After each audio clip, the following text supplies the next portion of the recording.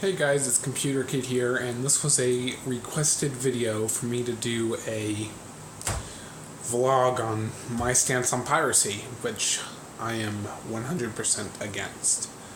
I'm of the belief that if you're gonna pirate something, go ahead. If you're gonna pirate something, go right ahead.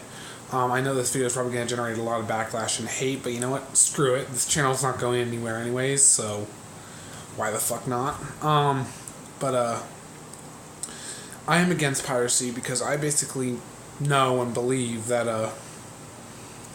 piracy will eventually screw over people who legitimately buy the game. Like, look at that SimCity game back in 2013, the one that had the always-on DRM. Sure, they added offline mode later, but it launched with always-on DRM, and the reason was to stop pirates. Sure, they might have added it, but the fact that it came up by default with always-on DRM, in my opinion, is unacceptable. I am very much against DRM, but unfortunately, the only way we're going to stop DRM is by cutting down on piracy. Piracy, that's one of the main reasons I'm against it, because it completely screws over customers who actually pay. Look at Windows. Windows, you have to activate with a product key. I mean, sure, there's hacks to get around that, but if it screws over people by having to pay for product keys and activation services and stuff that they shouldn't have to be paying for. They should just be paying for the license, and they should install it, and they shouldn't have to go through an activation process.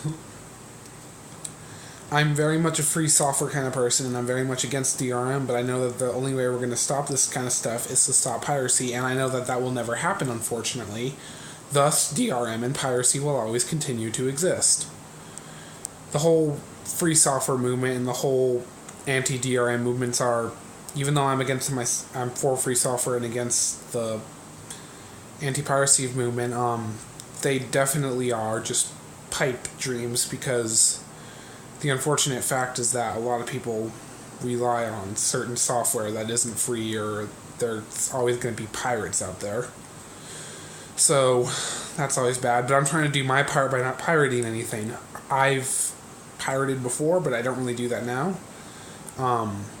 In fact, I never do that now. The only time I torrent something is when I already legally own it, and it's not available digitally elsewhere, and the only option is to resort to torrents, and that's for like programs and games mostly.